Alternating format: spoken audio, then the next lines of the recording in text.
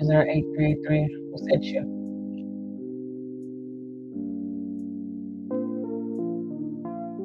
Come back as yourself and stop coming in as a visitor. I know who you are.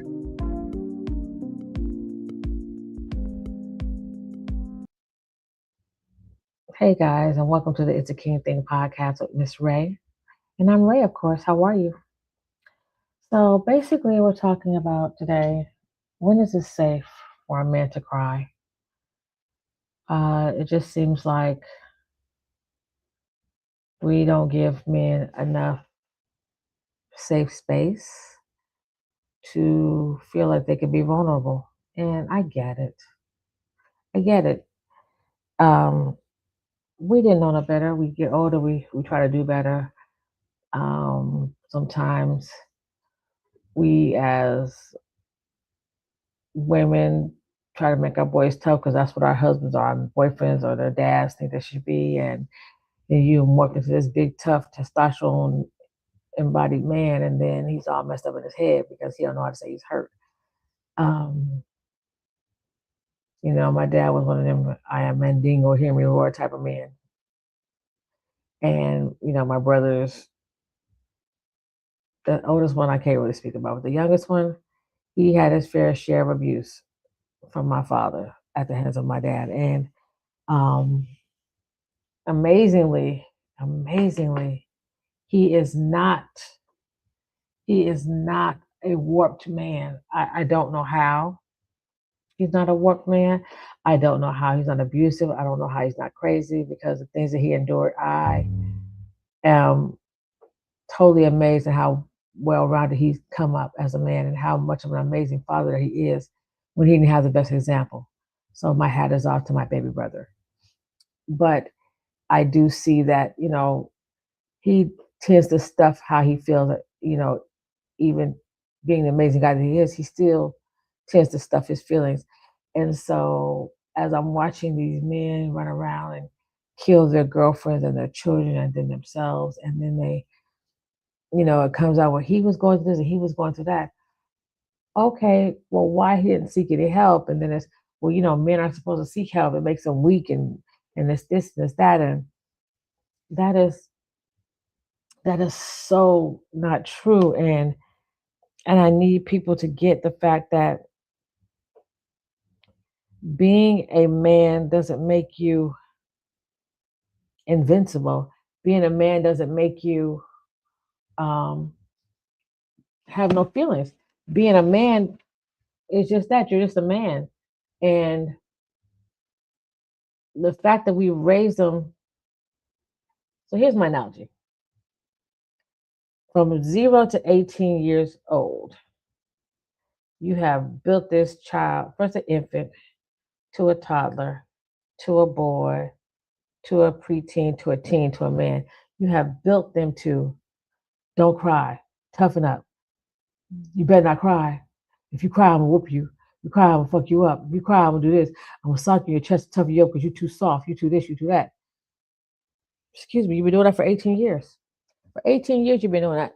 And telling them don't show emotion, telling them men don't cry, and all this whole cry of crazy stuff. And I'm not saying that this is new. This is what has gone on for centuries. But in those doing it for centuries, we've now made some uh, very hard and hardened and um, non-emotional men who are afraid to show how they feel, who are afraid to show who they are, and who are afraid to be vulnerable. We have made them into that. We have turned them into that because that's what we thought we were supposed to do. And now we want them to, after 18, you want to tell them to go get you a woman or a wife and have kids and be a good husband and be a good provider. Okay. But now when you go to get a wife, the wife want to know, well, what you thinking, how you feeling, and he beat on his chest, and she looked at him like, "Is you crazy? Is you cool?" I mean, that's the truth of it. And the truth of the matter is, now you're gonna have to spend the next 18 years trying to teach him how to become vulnerable and soft and show his feelings, and it's okay to cry. I mean, how are they not supposed to be messed up in the head?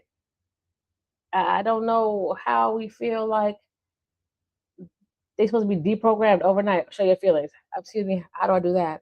For 18 years, you've told me not to do this. For 18 years, you told me not to do this. And for 18 years, you told me not to cry. For 18 years, you told me not to feel nothing. But now all of a sudden, you want me to feel something. And you know, that's crazy. And my little assistant just woke up, guys. So it's like at the end of the day, they're all messed up in the head. And it's not that they're not lovable, and it's not that they're not able to change. It's just that they've been programmed to not have any feelings. And now you want them to feel something overnight. And it's impossible. And some men are not able to be deprogrammed because they don't want to go to counseling. They don't want to go and become vulnerable. I was looking at a few things, and it says, Dr. Jay Barnett. I don't touch that. Don't touch that. That's me, Miss Mike. Dr. Jay Barnett says, recounting his darkest period of his life that led to his two suicide attempts. It was the aftermath of these crises that Jay experienced a pivotal moment of clarity. Therapy is a path he initially resisted because his salvation and his catalyst for his transformation. At the end of the day, he now says that therapy is so necessary. Therapy is necessary, especially I want to say for men, because they've been so programmed to not care and to not have feelings. Now they got to learn how to be able to have feelings, be transparent, and to be vulnerable. That's a lot for a man to now endure after 18 years of being told the complete opposite. For 18 years they've been told the complete opposite, and you're wondering why they so standoffish and so mean and introverted. They're so closed off and don't want to tell you how they feel because for 18 years we've told them don't do it. Don't do that. Don't show this. Don't show that. Don't come on. Like what do you expect to get from a man? The men is they falling apart now because it's just too much pressure to be a man now. I was doing a little research and my question was, when does a man feel like he can let his guard down? When does a man feel like he can let his guard down? At what point does he feel comfortable enough to let his guard down? Or why do we build up our boys to not cry, to be tough, to not show emotions, to when they become closed off, emotionless, and we wonder why they don't show their feelings because we've been building them up this way for 18 years of their life. For 18 years of their life, we've been building them up this way. Why is it when a man decides to be vulnerable with a woman, she makes him feel dumb for trusting her? Now, let me tell you something. Don't nothing aggravate my soul. Don't nothing work my last good Christian nerve. Don't nothing tap dance on my last good nerve. But when a man decides to trust a woman, his wife, his partner, and tell him something so deep down inside, and he shares it with her, and then later on when she gets pissed off or gets a bug up her behind, she throws it in his damn face. Don't nothing tap dance on my fucking nerves like that does. Nothing will make me come from wherever I am behind one of my brothers for a woman to do that to him. I promise you. Like nothing at all would make me go and see why she felt that it was okay to try to belittle him for him sharing and trusting in her. Nothing at all but that. When I tell you, when a man decides to trust you with something that he's held so deep down inside, and he tells you he trusts you, whether you're his wife or his girlfriend or his lover, he pillow talking, whatever the case you want to call it, and he does it and you throw it back up in his face, he will never trust somebody again. And if he does, it'll be so damn far down the line, he don't want to remember when he did it the last time. That's how far it'll be. We as women have to be their safe space. We have to give them that place to make sure that they can be safe and vulnerable with us, because if they can't come to us, who are they going to go to? Who are they going to go to? You want them to share, you want them to be transparent, you want them to love you unconditionally, but you got to do the exact same for them. They have to know when they come to you, whatever they say to you, you ain't going to tell nobody but God. And God already know. We can't be throwing things in their face because now we got the power. Oh, he told me this. Yeah, that nigga scared of spiders. So I'm gonna get some spiders. I'll fix his ass. What the hell? What? Why? What kind of sadistic pleasure did you just get out of that? And so now that you knew that that was his one kryptonite, and you threw it in his face, he will never trust you again. He will never tell you anything again. He won't. And you know why? Because you once again have hurt him to a place where he didn't think can ever be hurt again. The depths of his soul, you have hurt him to a place where it's probably not going to be reversed. It's not going to be reversible because you've done the unthinkable to him. He trusted you, and you basically spit in his face. You know, we always tell these boys, we man up. We're not raising no punks. I don't have time to cry or feel sadness. That's what men say. I don't have time to cry or feel sadness. The way that we've allowed them to be programmed and we program them is so sad and detrimental to them. You know, we've taught them to be so tough and don't have feelings. Don't let nothing hurt you. But it does hurt them. They're human just like we women are. We just got more hormones in them, but they got feelings too. They get hurt just like we do. They get sad just like we do. When will we let them know that you are safe to cry? You are safe to be vulnerable. You are safe to have your feelings seen. I just need us to let them know that they can go and be okay, and we won't judge them for having feelings. We won't judge them for crying. We won't judge them for being transparent with us because we are their safe space. You know, it's like Dr. J. Burnett says, men are harming themselves and their partners because A, men that have not processed their trauma, their emotions, their stressors or pain, or B, who lack the courage to go ask for help. Let me say that to you again because some of y'all didn't hear that. Let me say it to you again. Men are harming themselves and their partners because A, men that have not processed their own trauma, their emotions, and their stressors or pain, or B, who lack the courage to ask for help. That's a lot. It's a lot. And at the end of the day, you have to realize what you want, baby. Okay, go in the kitchen. 1 second. Mimi's working. Give me 1 minute. Um, we have to make sure that we understand that is a lot. A and B are some detrimental things to a man. Hell, they're detrimental to a woman. But for a man, it's more magnified because they don't have a place to go. At least that's what they think. They don't have a place to go. And they feel like they don't, excuse me, they feel like they don't have a safe space or a person or a group. They don't go to therapy because I don't go to therapy. I don't go tell the white man my problems and all this old shenanigans. Baby, therapy is the best thing that anybody could go to. Let me just tell you. Therapy is where you go and you can open up and you can peel back those layers and you won't be judged and you don't have to worry about being laughed at. And that's a place where you can go and understand who you are. A man is like layers. They get like an onion. They got layers, and you got to peel back those layers. You've got to, because if you don't, you will implode.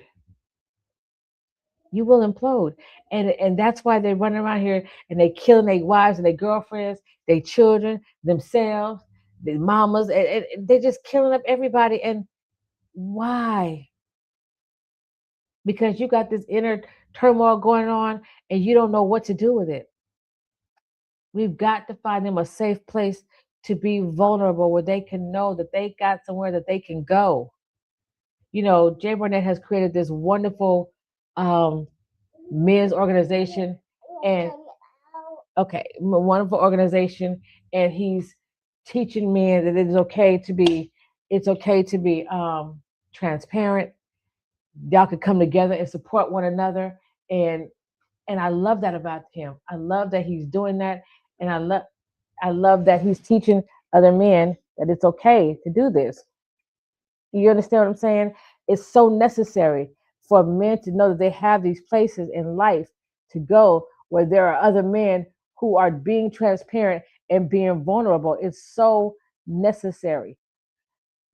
You know, they have these barbershop talks I see. That's another thing.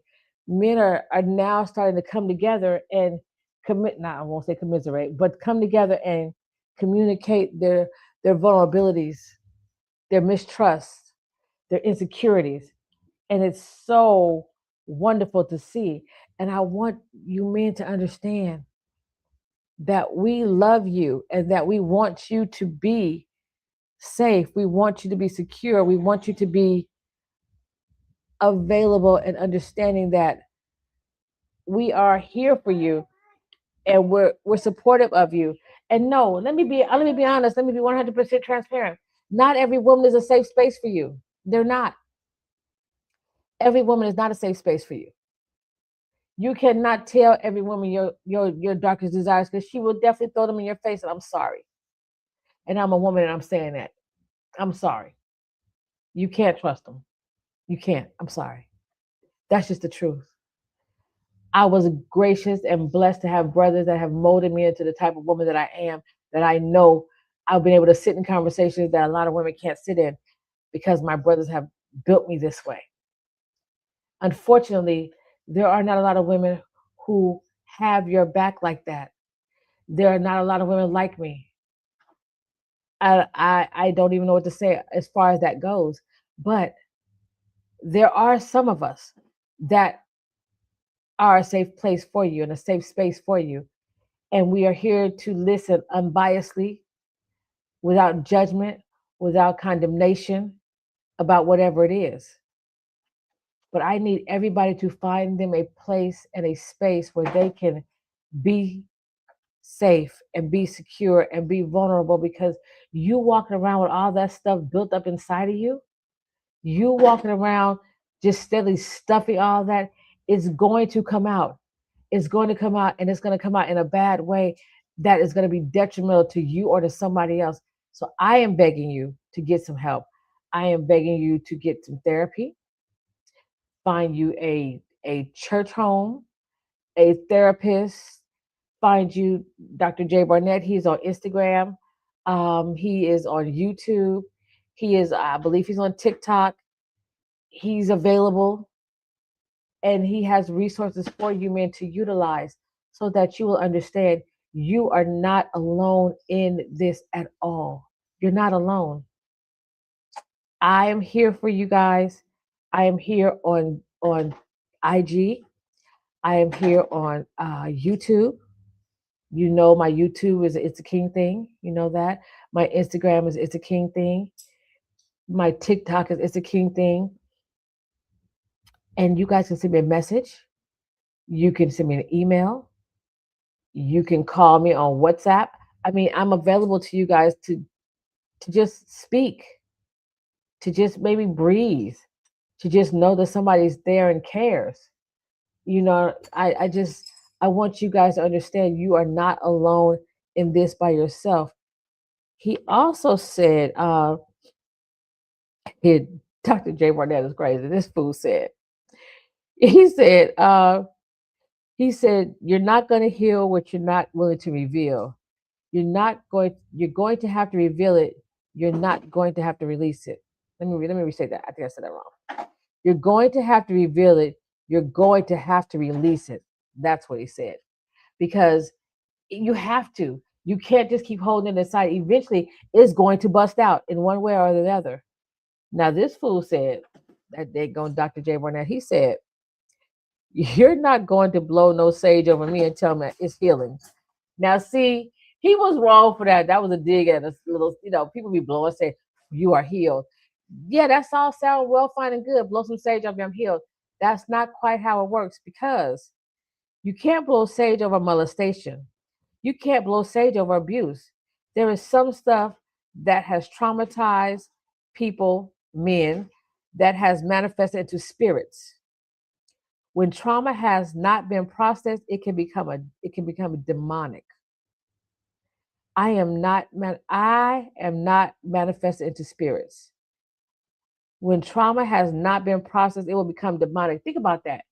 When you was being abused as a kid and that rage because you couldn't fight back and it turned into a demonic spirit. If you don't get that spirit off you, baby, you will turn to do things to other people and it will manifest the ways you don't want to. Hold on, guys. I'm live on another app. Hey, Mars. I'm sorry. I'm doing the podcast, but better see you in the comments. How are you? Also, when you get to open it up, make sure that you do it with someone that is called to do the work. Don't just be opening up to anybody because they can damage you by you opening up to them. They could do more harm than good. So make sure the person that you're opening up to is someone that is called to do the work because it is not easy being somebody's safe space. I need you to understand that. It is hard. I remember not too long ago, I was on live with some friends and something came over me and I said something to one of my friends. I don't know really honestly what I said. I can't remember what I said to him because I was just speaking whatever came at that time. And whatever it was that I said to him, it took him out. It took him out. And his wife called me and she said, I don't know what you said to him. She said, but he's different. Whatever you said to him, it really got to him. It made sense to him. And I was like, well, I'm sorry. I don't know what I said to him either, but I'm glad it made a difference and it made sense because it was necessary because I felt it. I could hear him. He was mandingoing. He had some trauma from the age of 5 that I wouldn't wish on an adult, let alone on a 5-year-old. So the trauma that he has endured from 5 going forward. Now, don't know what happened before 5 because I never asked, but that 5-year-old trauma was life altering. And I don't think he's ever really faced it. And by him not facing it, as he's gone into adulthood, he's done all type of other detrimental things, all other type of detrimental things in his life because he's never faced that trauma. And again, one of them, I am Mandingo, hear me roars. And now he's seeing that by being Mandingo, hear him roar, he is being detrimental to himself. And whatever I said to him made him decide he needed therapy and he was going to go seek help. And I was so grateful for that because again, here is another man who has had trauma that he's held on to all his life that has manifested into these spirits that has caused him to lash out and do things that was detrimental to him and to others. Therapy is not easy at all. Undoing things that you were done, undoing things that were done to you is not easy to relive them because you have to relive them to get your way through them. But it is necessary that you allow yourself the opportunity to break free of those spirits. You understand what I'm saying? It is so necessary that you allow yourself to break free. I'm begging all of you to please get yourself some help. Michael Basin says in his book, Men Cry in the Dark, they teach boys to be heard. They teach boys to be hard. So men cry in the dark. A society that expects a man to be strong and shoulder all his problems and move right along. Men are humans and need an outlet. He also says men are often told not to cry, talk, or break down. This leads to men holding in burdens, failures, and moments of pain, suffering in silence.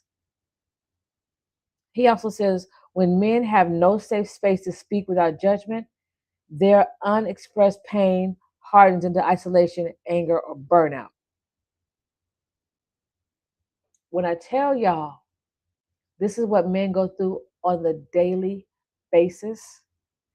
This is what they're enduring on the daily basis. This is why they're running around and they're unaliving people and themselves on the daily basis because they're walking around with all these things stuffed down the side of them and no outlets. No outlets whatsoever. When I tell y'all that it is necessary for you men to get therapy, for you men to have a safe space to be vulnerable, when I tell you it is necessary for you men to find a place that gives you peace, you've got to do it. You have got to do it. And it doesn't make you any less of a man because you go to therapy. It doesn't make you any less of a man because you seek counseling. It doesn't make you any less of a man to cry. Because I'm going to tell you the truth. There is nothing sexier to me than a man that shows his feelings. When I tell you that's the sexiest thing I've ever seen, that is the sexiest thing I've ever seen. A man that is okay with showing his feelings to me.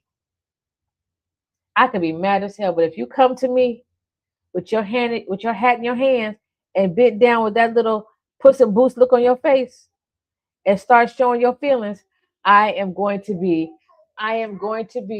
so no longer angry with you because you decided to show me you was really sorry and you was really vulnerable and you really meant what you were saying. I promise you, I'm not gonna be mad no more. I promise you, I'm gonna be willing to talk it out because whatever you did, good, bad, or indifferent, because you came to me like that, I am understanding that you are willing to do the work that's necessary to fix whatever the problem was. And that to me is priceless. I don't care how much money a person has. If he can't be vulnerable with me, if he can't be transparent with me, I'm going to tell you what, it's not going to work with us. Okay. It's not going to work with us because I can't be with a man that can't show his feelings. I can't even have friends that can't show their feelings because I need to understand what is going on with you inside of you. Because for those of you that know me, y'all know that I'm a fixer. I'm a problem solver. I'm going to fix it, whatever it is. And especially if you're my people, you're my person, you're my brother, you're my friend, you're someone that I care about. Okay, well, let's see how we can fix this. Let me find you a solution. So you can't be in my circle not wanting to show your feelings. I know somebody right now that does not know how to control their emotions. And they take it out on people and they lash out on people and they do things to people. And then the next day or 2 days later, they want to tell you how sorry they are. You sorry because you acted a whole fucking fool? You sorry because you said all that disrespectful stuff? And now it's, oh, I'm sorry. I was just going through something. That's an excuse. No. Whatever you're going through, then you need to go fix it. Because then you turn around and do the same shit the next week. No. The first time I'm going to give you a pass. The second time I'm going to check your ass. You need some help. You need to go see somebody about that because that you're doing is unacceptable. But when people keep allowing you to function that way, he's just going through something. Forgive him. He didn't take his medication. And listen, I was raised by a psychopath in real life. A psychopath. A psychopath that used to walk up on me and jump at me to see if I was going to flinch because he had taught me not to flinch. A psychopath that has weapons throughout the house in case anybody ever came in the house at any given time. I was always be able to defend myself. A psychopath that would dare me to be out somewhere and get walked up on and not know who's behind me. And like a psychopath, yeah, I was the only girl and definitely I was raised as such because baby, he played no games with me and wonder why I fight this, that, and third because that was how I was raised. Because I was raised by a psychopath. However, because he had childhood trauma, he used to beat and talk crazy and demean you and not support you and because of how he was brought up. Because of how he was brought up. So at the end of the day, we have got to stop damaging our men, expecting them to be different. In order for them to be different, A, they got to want to be different, and B, they got to go get the help and get the tools and the resources to make themselves different. It just doesn't poof come overnight. Oh, we're different now. That's not how it works. It's not how it works. You've got to go and first you got to decide, I want to be better. That's the first step. I want to be better. When you acknowledge there's something wrong and that you want to be better, those are two key factors, two key necessary factors that have to be acknowledged. One, that you know there's a problem, and two, that you want to be better. Once you've acknowledged those things, then you got to go get you some resources, some help. I don't care if you believe in Buddha, Allah, Confucius, the Father, the Son, the Holy Spirit, whoever you believe in. Believe and go get you some help. Whether you go to your church counselor, whether you go to your pastor, whether you go to the therapist, whether you go to the homies at the barbershop, go get somebody that's going to talk to you and let you talk out your problems, talk through your traumas, talk through your issues without judgment. You have to go to a judgment-free zone, and it is so hard to find a judgment-free zone, but they are there. Like I said, Dr. Jay Barnett, when I tell you I love this man, I love this man. I love this man for the things that he is doing for you Black men. I shouldn't say Black men, that he's doing for men. That he is doing for men, teaching you guys and leading by example, because he's had his own traumas that he has worked through. And now he wants others to work through their traumas. And I am so for Mr. Dr. Jay Barnett. I'm so with him. I love this man. I love everything that he does for you men. I love everything that he's establishing for you men, because it is so necessary that you guys have a safe space to be in. You need a safe space to go to. You know, what that song said, who can you run to? Run to somebody. Please run to somebody. Run to them, because it's necessary. You got people unaliving their wives and their children, or unaliving their children and then themselves. It's just so much going on right now. You unaliving people because she don't want to be with you no more. Baby, that's only one woman out of 56 billion other women. There's another one, I promise you. There's no need to unalive her or yourself because she doesn't want to be with you anymore. You're probably better off without her anyway. I said it, and I meant it. Some of these women, and I'm a woman, so I can say it, ain't shit. I said it, and I meant it. Some of these women ain't shit. They not. Sometimes I just look at them, shake my head, and be like, I see why he went and got him a white girl. Or I see why he went and got him an Indian. Or I see why he went and got him a Korean. Or I see why he went and got the, like, I see why these things are being done. Hold on one second. I see why these things are being done, because at the end of the day, some of these women ain't shit. They not. They will take you and use you and dry you up, chew you up, spit you out, and then tell you, and you asked for it. I said it, and I meant it. Some of these women will take what you tell them in your vulnerability and will throw it in your face and break your spirit.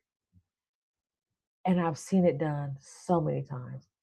And I just be like, you an ain't shit ass woman. And that's why men don't trust women. And that's why they say these hoes ain't loyal. It's the truth. They do things that make men be like, these hoes ain't loyal. And I'm a woman, so I can say it. It's the truth. You do have some like that, but then you do have some that are super supportive. Excuse me, super supportive, and have your back, and will stand by you, and will wipe your tears, and will go with you to counseling and sit outside the door while you're in there getting your counseling. Will sit outside while you're in the counseling, so that you can get what you need. And she will come out and she will hold your hand and walk with you out the door, and y'all will go have a good dinner. And she won't even ask you what happened in counseling, because she knows better. But she'll see the difference in you, and she'll stand by you, and she'll support you. You have those type of women. Get you one of those. Get you one that will have your back, that will support you, that will build you up when you're going through your trauma and your nightmares and your debriefing and your deprogramming. Get you one that won't judge you and will stand by you, flaws and all. Because we women are flawed too. Don't let her think she ain't flawed, because she is. Ain't nobody perfect. Ain't nobody perfect. So if you got you somebody that think they perfect, go and get rid of her, because she ain't. Go get rid of her, because she ain't perfect. You know, we don't need somebody to think they're perfect, because I'm flawed and I need you to be flawed right along with me. I need you to be flawed right along with me, because the only person I know is that's perfect is God, and she ain't God. So therefore, she ain't perfect. I said it and I meant it. If she is not going to support you when you're trying to build yourself up, when you're trying to be a better person, when you're trying to get yourself together, baby, I promise you, he'll send you somebody that will. You just got to be patient. Do the work. Do what's necessary, because he has your back. He will always stand by you. He will never let you fall. Okay, guys, I'm going to go,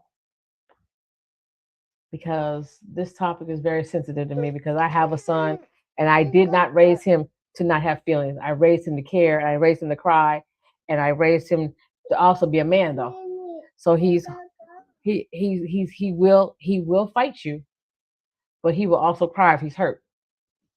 But don't ever take them tears for weakness, baby, because I promise you he gonna show you he's there. He's not weak by any stretch of the imagination. Find you somebody that's gonna have your back.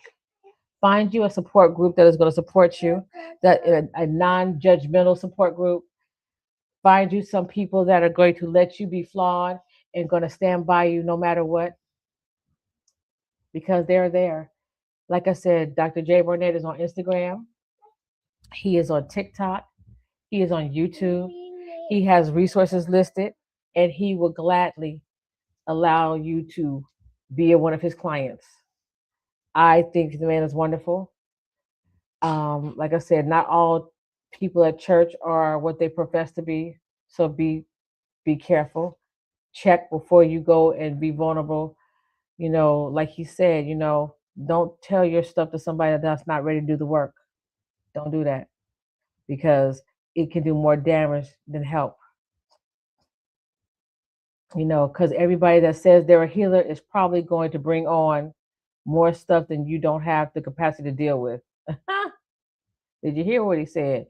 He said, because everybody that says they're a healer is probably going to bring on more stuff that you don't have the capacity to deal with. And you don't need that. So find you somebody that's going to be there to do the work, or they're called to do the work, and they're going to do the work that's necessary for you to get through and make it through. Okay? Like I said, I love you. I love you with the love of the Lord. I'm here. You can reach out to me on Instagram, TikTok, YouTube. Make sure you subscribe and like the It's a King Thing podcast. I respond to all the comments. May not be that day, but I will respond. I promise. But it is more than a notion to have TikTok and Instagram and Facebook, and then a lot of messages and emails and things coming. But I do respond, guys. So just give me grace, because as you can also see, I have a little person here. It's pouring down rain, and she's been with me for the past few days. And so I have a little 1 year old here, and my hands are full.